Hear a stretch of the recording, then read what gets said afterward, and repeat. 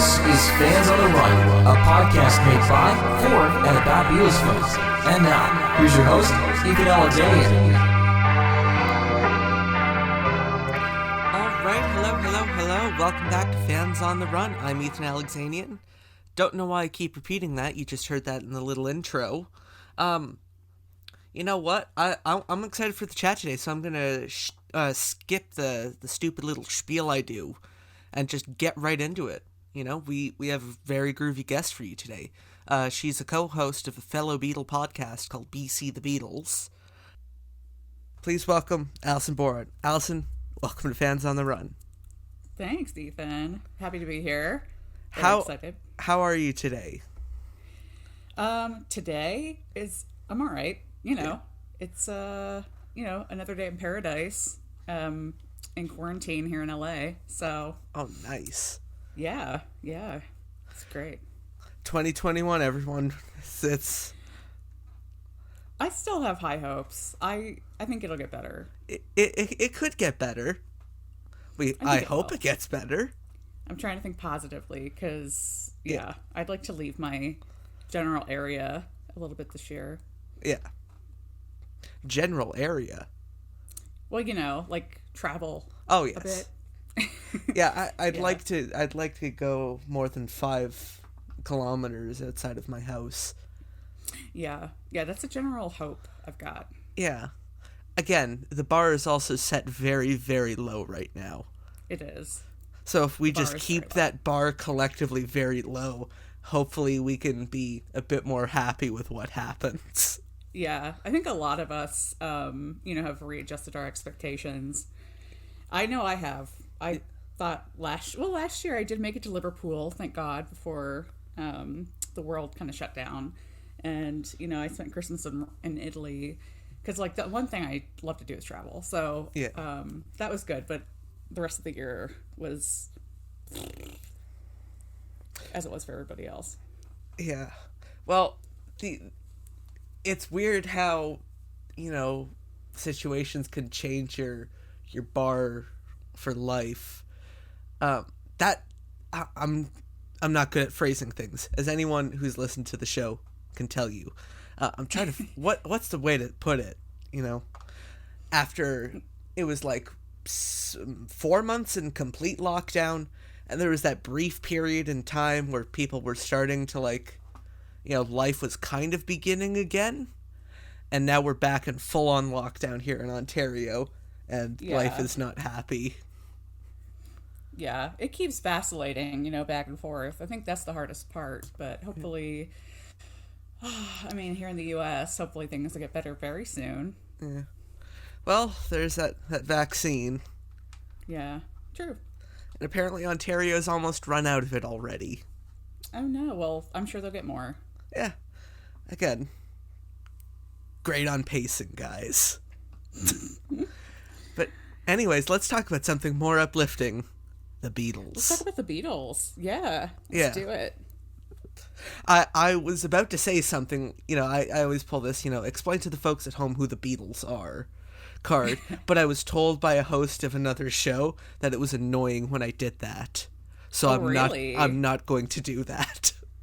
Wow. Cool. Yeah. It didn't hurt my feelings. Only a little. Yeah, I can imagine. Yeah.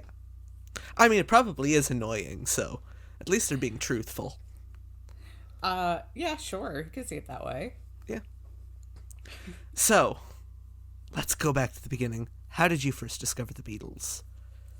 Well, I like a lot. Well, I don't know if it's like a lot of people, but I had sort of a gateway drug into the Beatles. Surprisingly, neither of my parents were fans. My father died when I was very young, so I actually don't really know if he was, but my mom wasn't. And it's kind of annoying because she was born in 1943. She had me late in life, and she would have been like the perfect age to have seen the Beatles, to have met the Beatles, in their prime. And it was really super annoying. Same age as George. Yeah, exactly. So, so very annoying.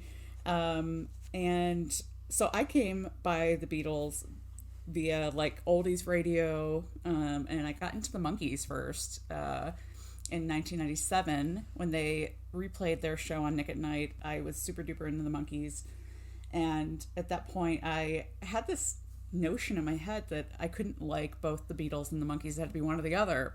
No, So, that's just one of the laws of the universe. yeah. I mean, you would think, right? I mean, I didn't want to upset the balance, and cause the world to go off its axis. But Yeah. it took Thankfully, me, we've crossed that threshold now. yeah. Thank God that hasn't actually happened. 'Cause Yeah. can you imagine what a nightmare life would be? I then in the year 2000, I discovered the Beatles via my junior high school English teacher, who would play the Yellow Submarine soundtrack, the blue cover. Okay. In class, and I got curious about it, and I was sort of like, okay, well, maybe these Beatles guys aren't that bad. Your teacher was on her A game. That album had been out for like less than a year by that point, probably. Yeah, I mean, it was that maybe why he had it. Maybe he had just gotten it, but this was pre the One album, of course, and and so I got really interested in it. Still like that album, probably for that reason. And then I, by that time I had been ingratiated into the oldies music community that was sort of coming up online at that point. Like, we were all building really shitty fan sites on Angelfire and GeoCities and that kind of thing. Can you still access any of these old sites? I've tried. I've gotten into my Angelfire site. Okay. I don't remember how long ago, maybe a couple of years ago, but I should go back. But it's all sort of on the Wayback Machine. Well, Angelfire, I guess, are the true heroes here. Keeping that on their servers for 20 years or so. Yeah, I know. It's for posterity and for lack thereof as well. I'm in the process of building a site for Fans on the Run, and I'm so tempted I want to build it through GeoCities. Oh my god. If you can still... I remember I always wanted like geocities.com/ Sunset Strip. There was that. And then there was one that was like Beechwood, which everybody wanted because that was the Monkees street address. And what else was there on GeoCities? But there were these different sort of... God, I don't even know what you call them, subdomains that you could build off of. Like themes? No, it was sort of it would be in your URL. So it'd be like geocities.com / sunset strip / fans on the run or whatever. Okay. But yeah, so I don't remember even if you could pick yours. It just sort of assigned it to you, but those were the Wild West days. But I've always kind of thought about buying.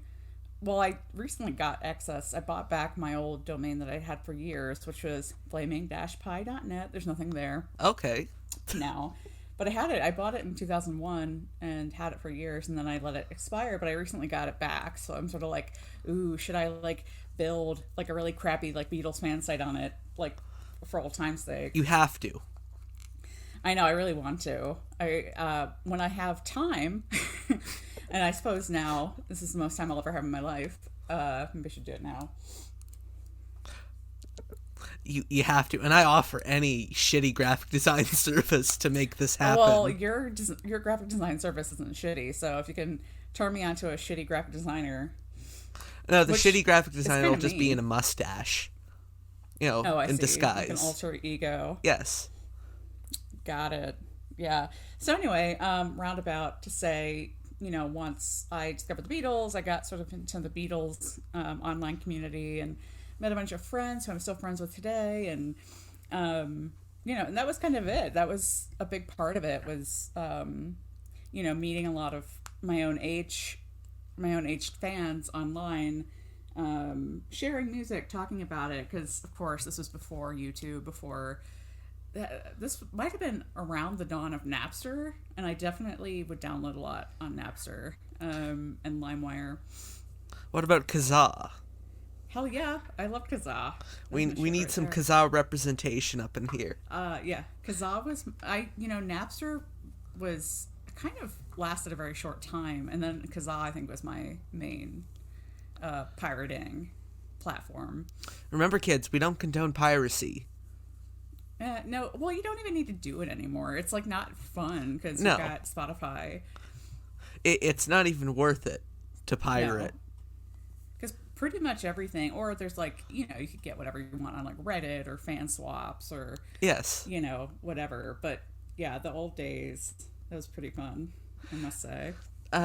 Actually, I want to ask you, how does the Beatles online community, because you're quite involved with Instagram, where I'd say most of the current active young generation of Beatle fans are. How would you say, the online community compares to that of like 20 years ago?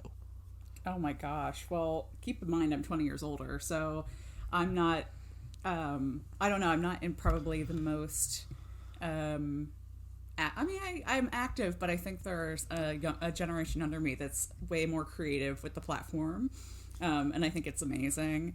And I see a lot of that camaraderie. I think it's just nicer because it's more streamlined. Like, back when we were doing fan sites, it's like, oh, I like this girl's fan site. Like, where's her email? Is it on here? Like, how do we contact each other? And then, it's like AIM and blah, blah, blah. But like, Instagram, I've met a lot of really cool people just by sliding into their DMs, or they slide into mine. So that's been really nice. Just for virtue that there's so many different ways to connect now, via social media. You actually also said something which I've noticed is a bit of a reoccurring theme, the Monkees as a gateway drug. How do you think that kind of shaped your perception of the Beatles? Oh, God, that's such a good question because, like I said, like I hated the Beatles because I chose, quote unquote, chose the Monkees. That's a super great question. I don't know. Because I don't think in my everyday life now, of course, compare them as such. I've always seen them as separate entities. I've never, some people think like the Monkees were a ripoff of the Beatles, like whatever. I don't see that. I see them for what they were. So maybe that's a good thing. Maybe if I had come to it the other way, I would have seen the Monkees as sort of a ripoff. But I don't think that at all. So your English teacher had played the Yellow Submarine album. What was the first Beatle album or solo Beatle album or whatever that you like bought yourself? Oh Lord, and I don't mean like Kazaa or Limewire. What a physical copy. Yeah. I don't remember the first one I bought. I think it was probably the Red and the Blue albums I got for Christmas, I'm pretty sure, one year. But I actually remember... you just said something which I kind of want to say because I'm really excited about this for like the most dorky reason. My first ever Beatle album or piece of music I owned was that old chunky Fatboy jewel case version of the Blue Album. Oh, hell yeah. And the other Those day... jewel cases are epic. And the other day, I finally, rebought a new copy of that isn't scratched to hell, along with one that I never had, the Fatboy chunky jewel case version of the Red Album. Oh my goodness. Where'd you even find that? A used record store in town. Shout out to The Beat Goes On. Nice. I love that. Yeah, those were pretty epic. And I mean, they're not epic when you have to take them apart and put, the new clear plastic bits because the old ones are so scratched. Yeah, it's like, I have CDs like that too. They're well loved. But I want them to look nice. Of course, yeah. Well, I'm glad that you invested in those. I certainly remember those chunky red and blue, jewel cases. Like the actual memories. The jewel case bits are actually like red and blue. Right. And I still get a kick out of that. It's like the most archaic packaging, but I still... Hey, it's not. I work in music. We still do jewel cases. I don't remember ever doing like a red or blue, but I think that is pretty cool. I also remember having the Rolling Stones Hot Rocks, and that was in a big chunky jewel case as well. Do they still make those big chunky jewel cases? I think a lot of it now is what is called a soft pack. It's like a cardboard sleeve. Yeah, the fold out digipack kind of thing. Which to be honest, it's probably better for the environment. Yeah. Than having, the plastic jewel cases. But come on. I mean, they're not as charming. No. Like, to have the red and blue plastic, that's, pretty epic. Like, I grew up in an era with the Beatles music post 2009. So if you wanted them on CD, they were all in those cardboard sleeves. So I've always found the old jewel case versions extremely charming. And just last year, I bought the old box set from like 1987 that comes in a box that looks like a bread box with all those old jewel case versions. And I'm staring at it right now as we talk. Nice. Yeah. No, I mean, that was me coming up via the jewel cases. And, a few years ago, I kind of purged my CDs. I just, if I listen to physical media, it's records. So I either have gotten rid of the jewel cases or I've, gotten rid of the CDs themselves. But, because they're clunky as hell. And I am kind of glad we switched over to the soft pack. Well, in some ways, they're nicer. Yeah. No, it's true. They look nicer, certainly. Well, because you don't have that cloudy plastic obscuring the cover. Right. Yeah. I remember the first album I think I bought that was like that was Linda McCartney's Wide Prairie when it came out on CD in, God, I don't even know, early 2000s maybe. But it was that soft pack. And I was like, this is so cool. Like, it's like the future. And now it's every CD I think is like that. Yeah. Riveting conversations here on Fans on the Run. Talk about jewel cases. Media jewel pack. Jewel case versus soft pack. Yeah. Yeah. Right. But again, I don't care what my audience finds interesting. This is interesting to me. Good. Well, it's your podcast, so have at it. It's my party. I'll cry if I want to. Yes. Thank you. Hats off, Leslie Gore. So, trying to think. I'll edit this out. My brain is very scattered today. Actually, no, I'll leave that in. So, who was your favorite Beatle when you were younger? It was John. John was always my favorite. I don't think I ever switched around. I think he was just solidly my favorite. Is he still your favorite? Well, Ethan, you know where I'm going to go with this. Yeah, I think I do know where. Are you leading me? No, I actually wasn't leading. Oh, okay. Well, I mean, of the four, John's probably still my favorite. And careful with that, because I was about to start quoting the Gilmore Girls theme song. I don't know that. What is... I don't watch... I've never watched the Gilmore Girls. Sorry. I'm just laughing at myself here. It's this, like, Carole King thing. It's like, where you lead, I'll follow thing. Oh, I see. Yeah.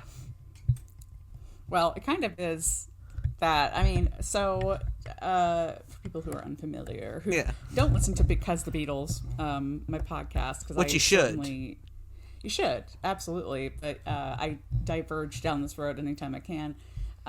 But so, yeah, I would say that John is probably my favorite, although I vacillate between John and Paul, because I love Paul's music, his solo catalog maybe more than John's. It's a whole thing. But, I mean, I always say my favorite Beatle is Brian Epstein, and I will live and die by that. That's, Brian is the hill I've chosen to die on. So, that's why he kind of supersedes any of the four for me. At what point in your fandom did you really take notice of Brian? Probably pretty early. I don't remember exactly when. I think, but it had to be very early. I had like a shitty Brian Epstein website. Yeah. GeoCities? No, I had my own domain by that point. Okay. So I was hosting myself. And I have a cat named Epi, and he's 13, so that certainly, predates that. And in fact, I decided to go into the music business because of Brian, and that would have been many years ago. I'm not that old, but I'm old enough. So it pretty much from the beginning, I think I just sort of discovered him and was like, felt a kinship there. What do you think, or what do you find most interesting about Brian's story? Oh gosh, I mean, there's just so much. I think the fact that he was so ambitious, he was sort of like, when he was a kid, they didn't really know what to do with them, and he kind of like failed at everything, and he didn't know what to do with himself, and then he just sort of like discovered, that he snowballed into the music business through his dad's stores and running, record departments through there, and then, of course, discovering the Beatles and like the Mersey Beat sound and managing artists. It's like he sort of discovered his life's purpose, but the way he did it, he didn't really care that he had no experience or whatever. It was just sort of like, yep, this is it. Like, I'm gonna take these boys and they're gonna be bigger than Elvis. And he was just so like assured in his vision, and I think that's amazing. I think that's a very rare quality that people don't usually have, especially from somebody who was so posh that he got rid of his accent. Yeah. And didn't want to be associated with Liverpool. He just sort of like was very intent on these like nasty leather-clad boys. I think also just his personal struggles really, I respect him so much because he really came up against a lot, dealing with a lot of mental health issues, dealing with, homophobia, and like by law, it was illegal to be homosexual. And it was illegal till about 1967, wasn't it? It was, right after Brian died. Yeah. They decriminalized it, which is a real tragedy. So he struggled with a lot in his personal life. And as somebody who, has always been really committed to her work, like I have always been like, business is number one. Like I love the art of business. I love the art of the music business, that kind of thing. And it's hard sometimes to, juggle the personal struggles and that kind of thing that we all have. And I think Brian dealt with it so much more in a lot of ways. And it's really amazing what he accomplished in such a short life. I just, everything about his story, it's kind of unbelievable. And he's just such an interesting guy. What do you think about some of the other groups he managed? Like, which ones do you like? Ooh. Well, yeah. God, I mean, it's hard to pick a favorite. Of course, I love Scylla. Scylla is my girl. And if you've seen the 3-part biopic, right? I've seen, I think, one part. I couldn't find the other two.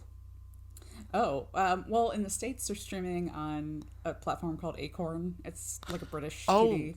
I think we have Acorn. We might. Oh, there you go. We might. Yeah, all 3 parts. I pay like $5.99 a month just to have it, just so I can always have Scylla when I want to watch it. It's so good. It's so good. But yeah, of course, I love Scylla so much. Jerry and the Pacemakers. R.I.P. Jerry. Just lost him. So sad. But I did get to see him. I'm so glad. When I was in Liverpool in February, I got to see him perform. And so grateful, that I did that. Billy J, a friend, I'm proud to say. I love Billy. Love his music. Imagine telling yourself, 15, 20 years ago that you'd be friends with Billy J. Kramer. That's basically my life. It's a lot of pinching myself from the people that I get to work with and know, and it's I'd be pinching myself too if I worked at a record label. Yeah, well, it is work, but it's pretty rewarding. It's pretty fun sometimes. So I want to ask, it's the big deep question of the show. What do the Beatles mean to you? Oh, damn it. Oh my God. That's the best response to the question. Yeah, I mean, I'm sure, everybody's got their beautiful answers, and I'm going to sound like, a moron. I don't know. I mean, it's... No one on this show sounds like a moron when you have me as the host. Oh, stop. Stop being so self-deprecating, young man. It's my brand. You whippersnapper. That's change your brand. That's what all my iTunes reviews say. It's like he's so self-deprecating. It's fun. Oh, people, come on. Shouldn't encourage that. Yeah. So the Beatles, I don't know. I think a lot of what they are to me in my life, it's very surreal, because I was just thinking about this the other day, where it's, I remember being a kid, like 12, 13, and being obsessed with the Beatles, the Monkees, 60s music, and having like people, my family members that are older than me who are maybe first generation fans being like, oh my God, you need to get a life. Like, and thank God I was a good student, because if I wasn't, my mom probably would have taken away my like music collection and the internet. But they were sort of like, get a life. Like, you need more interests. You need like blah, blah, blah. Like, you're a kid and you love all this old stuff. And it's very funny, because of like the bulk of my life revolves around the old stuff still, like 20 years later. And it's really, so the Beatles have really kind of shaped every part of who I am and what I do, from hosting the podcast, to going to Beetlefest, to who I interact with on a daily basis, who my friends are, what my social groups talk about, like, just, and it's kind of just the common denominator in my life. And so they mean everything to me. I can't imagine my life if I didn't have them in it, which is kind of crazy to sound, it's kind of crazy to say, but, and I don't mean that to sound creepy or stalkerish or whatever, but it's like, they're just like omnipresent, That's not creepy at all. I was actually about to say that. They're just kind of always there. Yeah. There's not a day that goes by where, I'm sure it's the same for you, same for everybody listening. You don't encounter them in the wild. It's like every day there's something, Beatle-ish in the wild. And 50, 60 years later now. Yeah. And it's just amazing to me. But I think I always feel very lucky. I don't know what my life would be like if I didn't have this crazy interest. And it's been great so far. We'll see what happens. You mentioned it. I want to ask, what was the first time you went to a Beetlefest like? Ooh, well, the first sort of Beetlefest-ish type thing I went to was Abbey Road on the River. And that was 2002 in Cleveland. I grew up in Ohio. Wait, really? And I didn't know they've been I didn't know they've been doing them for that long. Oh yeah, that was the first one in 2002, and it was like fucking magical. It was unreal. My best friend at the time, and by the way, I made my best friend get into the Beatles because I didn't have any IRL friends that were into them. No, that's a rite of passage. Yeah, forcing those exactly. around you to, conscripting them into the Beatle fan army. Yeah, no, she had no choice. Like, I made her a Monkees fan. It's made her never a Beatles choice. Fan. Like, no, it's definitely not. And like, she's never thanked me, but I think, it's in her heart. I'm sure she thanks me. If she's listening to this, you can thank her now. She's not, because I don't think she has kept up with it. Well, send her. Damn her. Send her this anyways. I with will. a timestamp. Exactly. Just an email with a timestamp. Yeah. So, so the thing with Abbey Road and River, especially in the beginning, was it was all about tribute bands, and I'd gotten involved with a tribute band in Ohio called Hard Day's Night, which was kind of my first foray into the music industry as far as like working with a band and concerts and live music. So they played there, of course, and they still do. They play there every year. But seeing all the different tribute bands, and that was when Chicago was like a hotbed of like so many tribute bands and all kinds of tribute bands, like John Solo bands and younger bands and, established bands. So just to have like all of that at our fingertips, it was amazing. And it wasn't even so much about the fan kinship until I started going to Beetlefest, which my first one of those was maybe like 2013. But 2014 was like a hot year for Beetlefest because we had one in New York, Chicago, and LA that year. So getting to kind of experience what was the 50th anniversary of the Beatles and the Ed Sullivan Show in 3 different places with all these different fans, it was great. It was so much fun. And so that's kind of like, surreal sometimes to still be in a big ballroom with people singing songs and, and just, people who are like you. It still blows my mind that these people exist that are like me. Well, it is quite mind-blowing the first time you go to one of those things.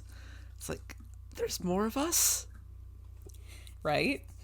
Yeah, it's very... And people who speak your language, I think, is really the trippiest part. Because it's like you can talk about some stupid bootleg from, that surfaced online in 1997 and people will know what you're talking about. Oh, God. I will clean this up in the edit. I'm just... Don't worry. Yeah. I told you about what was going on. My mind's still scattered from that. Yeah, no worries.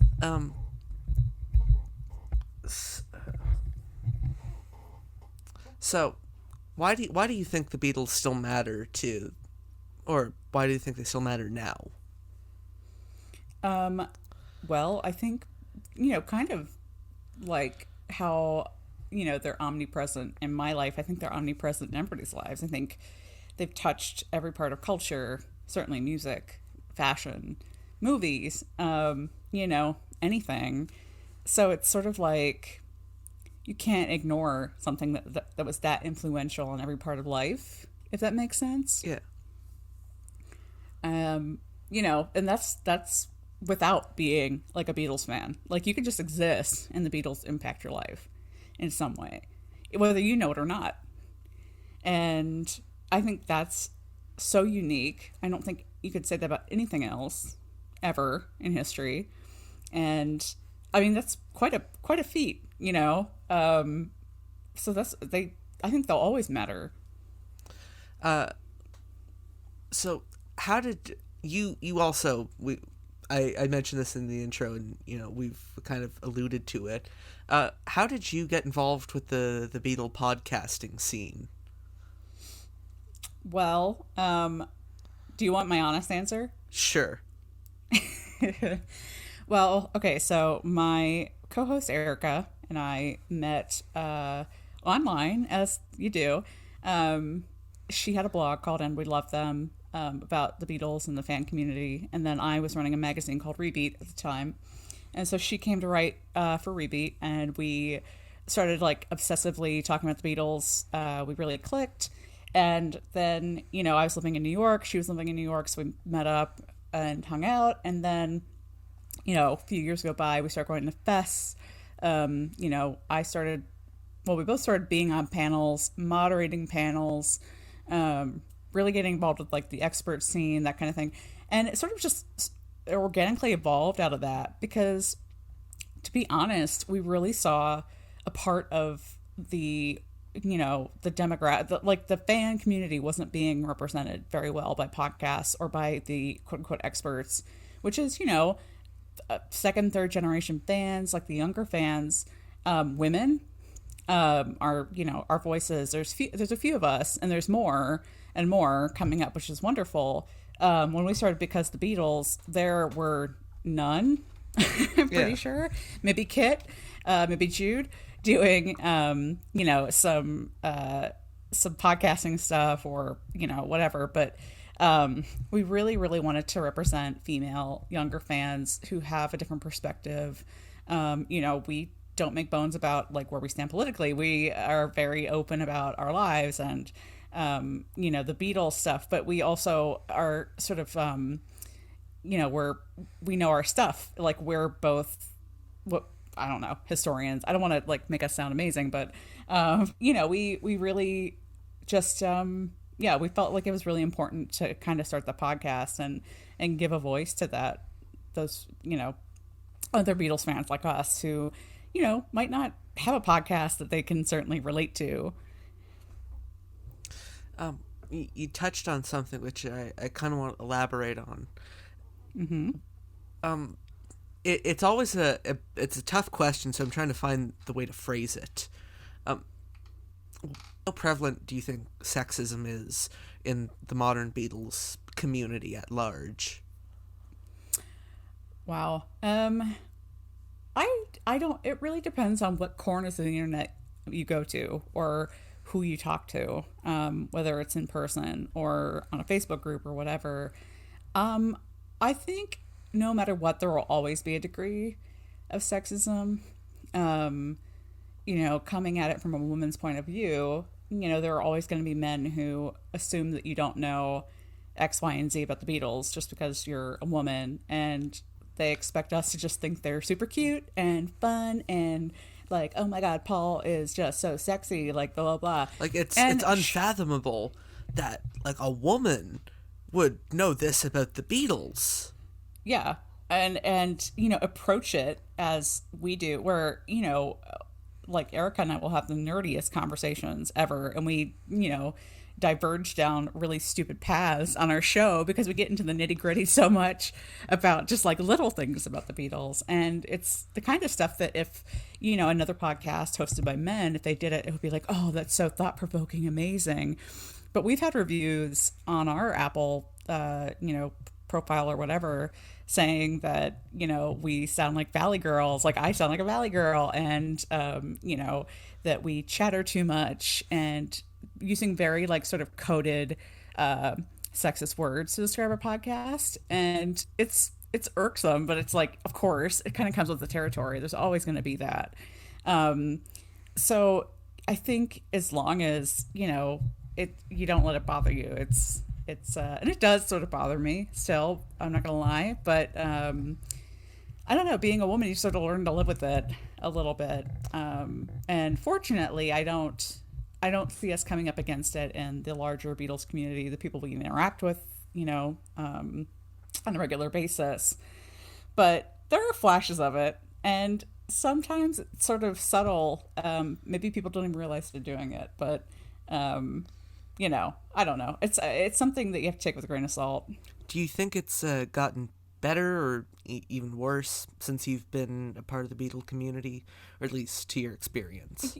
Yes and no. I mean, I don't think I was early enough to see it at its worst, and I've certainly talked to a lot of other women who have nightmare stories about what it was like in like the 70s and 80s coming up and 90s. And I think I was fortunate in that I came a little bit later, so I see it getting better insofar as I said there are more women hosting podcasts, there are more women getting involved in the even the academic side. I see just women being represented more where it matters in the Beatles community, and also just as fans go, just a lot of women, girls, people who post on Instagram even, and just expressing themselves, expressing their fandom, and not encountering, they do still encounter jackasses on a regular basis. That's called social media. Yeah. That's called being on the internet. But, I think they're having a decent time. They're having a decent experience, which is progress. So I want to ask you, how did you kind of get involved with the music business? Oh, wow. Well, I started with a Beatles tribute band, and I started doing their website and some photography for them, and then I booked them for a concert when I was 16, and I handled all the promotion, the marketing, literally everything from top to tail about the show, because I was pretty sure at that point I wanted to go into live music.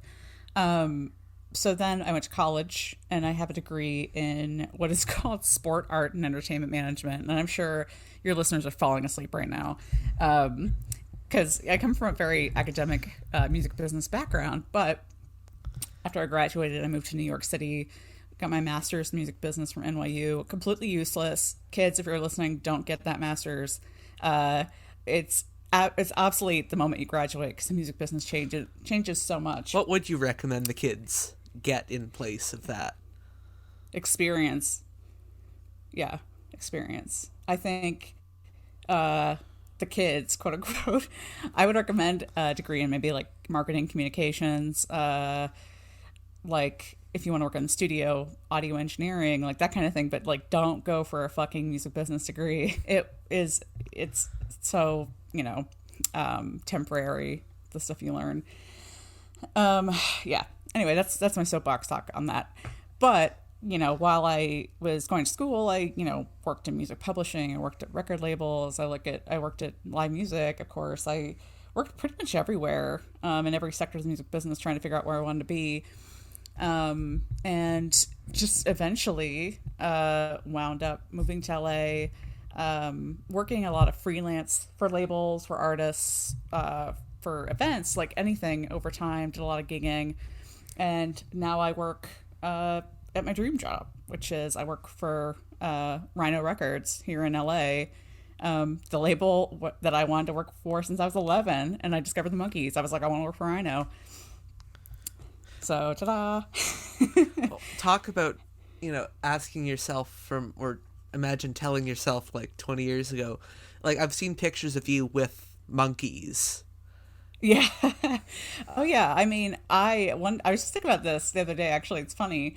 When I first started at Rhino, I was going into the kitchen to get a cup of coffee, and I was standing there just like waiting for my coffee to brew in a Keurig or whatever. And I looked to my left, and fucking Mickey Dolenz walks past me in the kitchen, and I was just like, ... Okay. And I saw one of my coworkers come in after, and she's like, yeah, that was who you thought it was. And I'm like, what the hell? Like that. And I met Mickey a couple times, but just to see him like at work at Rhino, it's always surreal. And I've seen him many, many times at work since then, and worked with him on like some video shoots and stuff like that. But it's always like, it's very surreal. I mean, if I could go back and tell my 11-year-old self this, but I've actually met all 4 Monkees. It's like, I don't know. This is not a Monkees podcast. I'm sorry, but this show we're allowed to talk about whatever the fuck we want. Fabulous. Okay, well then, yeah, it's pretty cool. It is surreal. I think that's the word. Just even to have a job that I really love and work on releases that I really love and am passionate about. Yeah, like that's super fulfilling. Was that the most surreal thing that happened or has happened to you working at, a label like that? Gosh, it's hard to say because, I mean, the surreality comes in very different ways. Like, last year, I guess now it's 2019, not last year anymore. We did a big Woodstock project, and I got to be very involved in that. And, that came with its own batch of just surreality, where we had, John Morris, who was one of the original announcers of Woodstock, come in and do some stuff with us. And, just getting to really be hands-on with the release itself was amazing. And, so it's like, and of course there's like random people that come through the office. I just want to like interrupt you there. You brought up the Woodstock box. I want to tell you that, I see it occasionally in record stores, and I think to myself, my friend worked on that. Yeah, your friend did. Yeah. That's my baby, I like to call it. Do you see the big box? I've seen like the wooden crate box. Is that the one with like 30 something? Yeah, I have not seen that one, but I've seen it's like 10 CDs or what. Yeah, some, the 10. It's not as large as the big one. Yeah. No, there's like a 10 CD configuration. There's like a 5 LP. Yeah, all those, the babies. It's funny. We talked about Beetlefest. It was 2019 because I brought the Woodstock babies, which I call like the littler configurations, to Beetlefest in Chicago. And I set up a little table there in the marketplace with those guys. But I went over to one of the dealers in the memorabilia area, and he had one of the big boxes, which by that time it was way sold out. Couldn't get it. And he had jacked up the price on it like 2 or 3 times what it was originally selling for. And I was just like, oh my God, like he's got one and he's selling it for this much. But of course, I just had to take a picture and send it to the team and be like, I found one in the wild, guys. Did you say, hey, that's my project?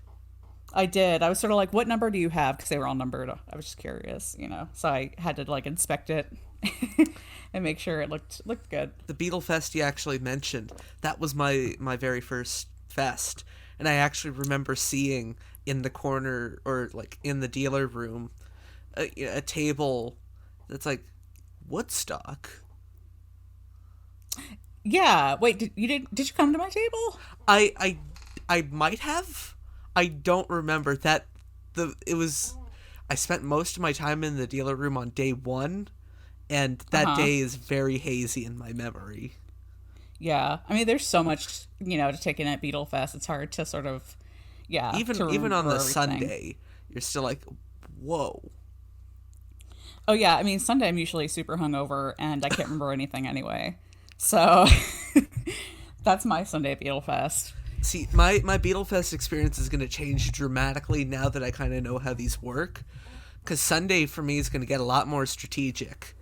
Because that's when all the sales start in the dealer room. Yes. So now I'm going to... Like, I remember some of the best deals I've ever gotten on records was at that Sunday it was like the Rockaway Records booth. Like Rockaway, hey, I had local boys here in LA. I went over to their booth just as they were moving things from the main section to the discount section.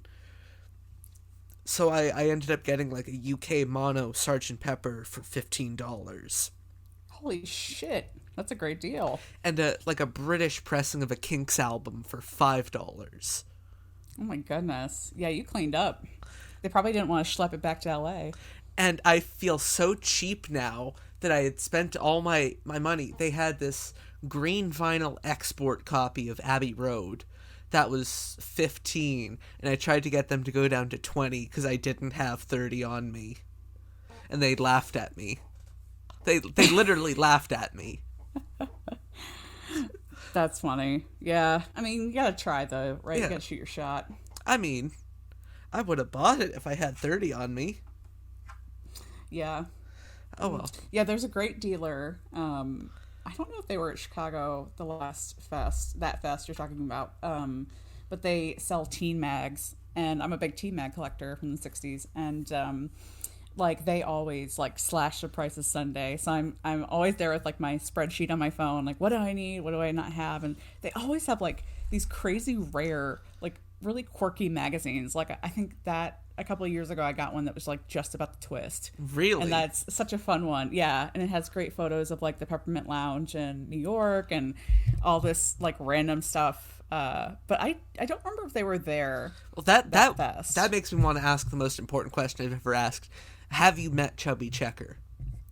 I have. No fucking way. I have. He was maybe the first 60s person I ever met. I did meet Chubby Checker. Your life's complete right there. That's so funny. You actually hit on one. I met him in summer of 2000. It was pretty early, and he was performing at a summer concert series in Youngstown, Ohio, and my mom and I went, and she was so excited. I have a picture of her and Chubby. I'm pretty sure somewhere there's a photo of me and Chubby too, but she was pretty excited to meet him. What? She wasn't excited about the Beatles and the Monkees, but she fucking loved Chubby Checker, and she loved Gary Lewis too. She has her priorities straight. Met. She does. Yeah. She did. Yes. After this episode, we're going to a purely Chubby Checker format. Oh my God! Can we talk about the Chubby Checker Bobby Rydell album? Why the hell not? Classic. Why the hell not? That'll be a future podcast. Anything's a possibility. Yes, exactly. When you have unlimited internet access. See, that's also one of the perils of giving internet access to everybody. You end up situations like this. Yeah. Yeah, exactly. It's what kind of dark corners can we tap into? It's what drugs is this kid on? Talk about Chubby Checker out of nowhere. The good stuff, apparently, because that's pretty awesome. I'm glad that Chubby Checker came up. That's so funny. I have to about do that. I have to do my due diligence as a host. And now we move on to it's always my favorite section of the show, the quick fire questions, even though they're very much not quick. Ooh. What is your, actually, since we were talking about the Monkees fairly recently in terms of show length, what's your favorite Monkees song? Oh man. And as of recording this, I saw you've been doing on your Instagram, you've been polling your audience on, the top best songs from the first Monkees album, and last I checked, you were on to the second one. Yes. Well, I'm sort of taking cues from the Monkees Instagram because they're posting, on anniversaries of their releases or whatever. And I've been going through a major Monkees thing recently because I'm working on a project involving the Monkees. So, but yeah, that's been really fun. I'll have to ask you after the show what that is. It's not a secret, but it's not really relevant. Okay. But yeah, so God, favorite Monkees song. It's so hard because I love so many. If you want, I can go first. Sure. What's yours? Right now, it's "Can You Dig It?" Which version? The one from the Head album. From Head? Okay, yeah, that's a good one. The Mickey vocal. Actually, no, it's Porpoise song. Why? Porpoise song is fucking great. I'm a very big defender of the Head album, and the Head movie. The album is impeccable, and the movie. Yeah, the movie's weird as hell. It's fine. But it's great. That's why it's great that's in why its it's own good. way. It's even better when you're on the good stuff, like me. Oh, I see. I've never done that. No, but I haven't either. That would explain why. I haven't either. Wink, wink. But I Wink, probably wink. should. I'm turning 19 I've heard... in the my summer. goodness. So the age for all the stuff here is 19. So Oh, is it? I didn't know that. I think so. Oh. Well, there you go. I mean, I've heard from friends who have, witnessed Head on some good stuff that it's a whole other experience, apparently. But actually, I was going to pull from Head also for one of my favorite songs, which is As We Go Along. Okay. The great Carole King song from Head. My completely douchebaggy answer for that to that song though, or to that question, the song I love is called I Don't Think You Know Me, which was tried out pretty much with every Monkee on lead vocal. It never made it onto an album. It's only on the bonus tracks. I think my favorite version is Mickey singing it, which is on the bonus tracks I think of the first album. Was it on like one of those missing links things or something? I don't know that there's a version on Missing Links. I think it just exists in the bonus tracks, the reissues. But yeah, I love that song. I think the words are great. I wish it could have gotten polished up for an album, but it's a great track. Michael St. Matthew, insane song, so great.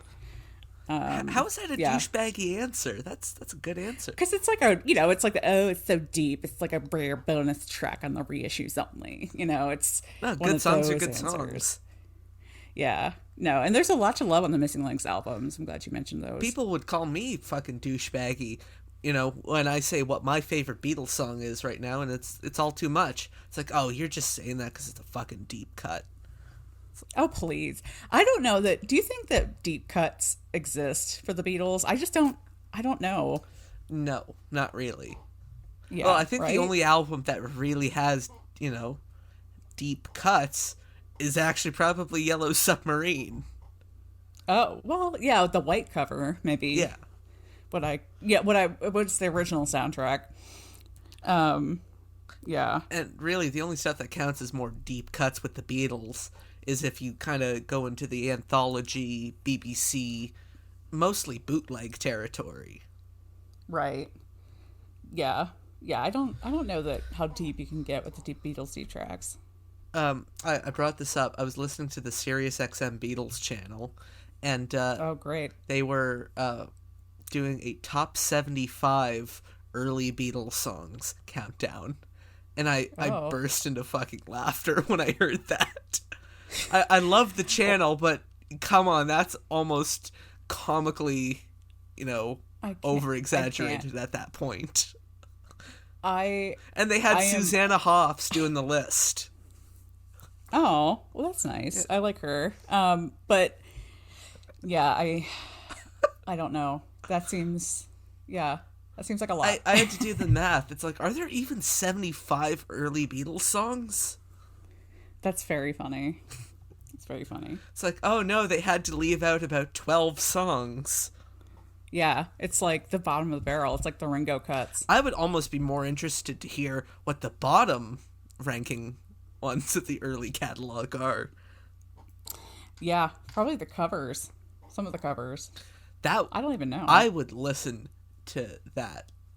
I would so fucking listen to that. Okay, cool. We'll do it on Because of the Beatles. Stealing.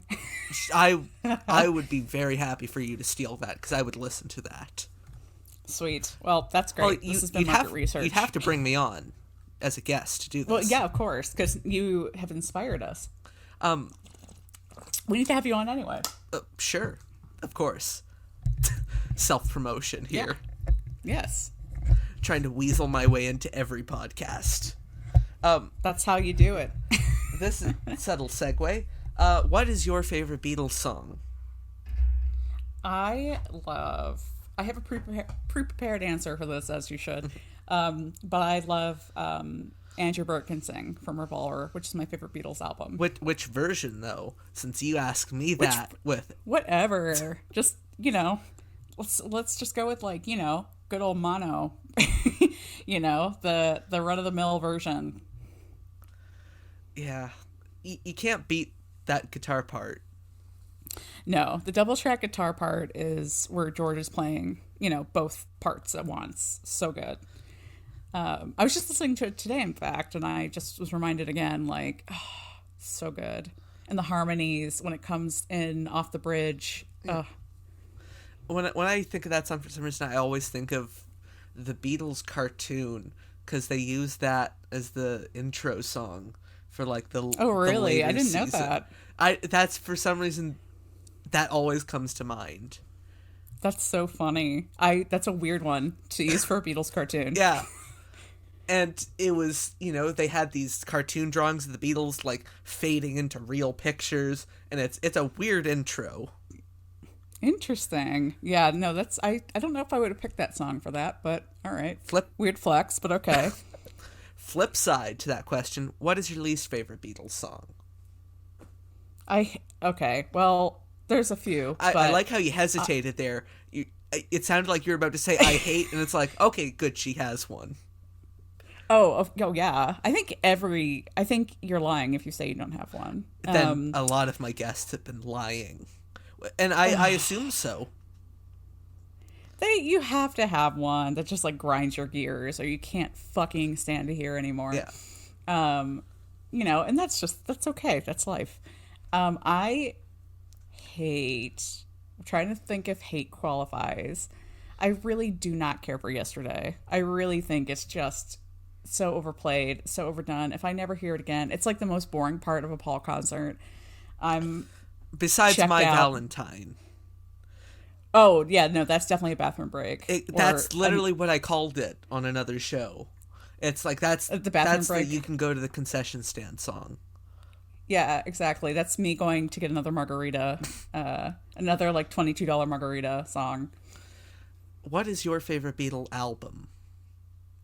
Revolver. Correct answer. Definitely. Exactly. Do you have a least favorite Beatle album? No, I really don't. That's the honest answer. There's virtue I find in every Beatles album. Or what's the one you listen to the least? Listen to the least. Gosh. Probably a later album. Maybe, like, Let It Be. Again, correct answer. Apologies to the one guy in my YouTube comment section who always gets really sad when I shit on Let It Be. He's like, of course there's one guy. That's, like, my favorite album. And he takes it quite personally. So, apologies, man. Sorry, dude. Sorry, it's just, as they say... It's consistency at this point. Haters gonna hate. Yeah, and I'm the hater. Yes. Well, he's fighting the good fight. Yeah. So keep it up, dude. And I can respect Army that. of one. And now, Yeah, mad respect. here's the best part of the show. I'd like to turn it over to you. What would you like to plug? What would I like to plug? Oh, gosh. Well, gee, Ethan, I have no idea, but I think I'd like to plug my Beatles podcast. Would that be BC The Beatles? It was BC The Beatles or Because the Beatles, whichever you like. Yes, my podcast with my co-host, Erica White, and it's just us talking about the Beatles, everything about the Beatles, with our guests or ourselves or whatever, from a latter gen, as we call it, latter gen female perspective. And you can find us anywhere. We're everywhere. We're also on all social media. Yeah. Well, now it's everyone's favorite part of the show. The part where Ethan tries to explain how to find his show. I'm really not good at this part. It's always my least favorite, but I have to do it. You have to just bite the bullet. All right, so if you're watching this or listening to it on YouTube, please hit that like button if you liked it. Even if you didn't, please hit that like button. I have a very fragile ego. Please hit that subscribe button if you haven't already. And also, hit that little bell notification icon so you get notified every time a new episode of Fans on the Run gets uploaded. And sometimes I put up other stuff too, so you'll be the first to know then. If you're watching on YouTube and you want to listen to it elsewhere, we're available on all the podcast platforms. Spotify, Apple Podcast, Podbay, Podbean, Stitcher, iHeartRadio, everywhere. We're everywhere. We're inescapable. Facebook, Fans on the Run Podcast, Twitter, Fans on the Run Pod, although I really need to get better at my Twitter presence, and Instagram, where I do all the covers for the shows, Fans on the Run Podcast. And whew, there we go. Thank you so much for coming on the show again. Or I just let it slip. I said again. Yeah, I wasn't sure whether that was going to be addressed or not. Okay, in the show. Okay, fine. This is the second attempt. I take. We had a practice run. Yeah. Of sorts. Yeah. But anyways, to everyone else out there, thank you for listening. You can go home now. Fans on the Run is produced by Ethan Alexanian. Additional voiceovers by Richard Phillip. This has been a Showtown production.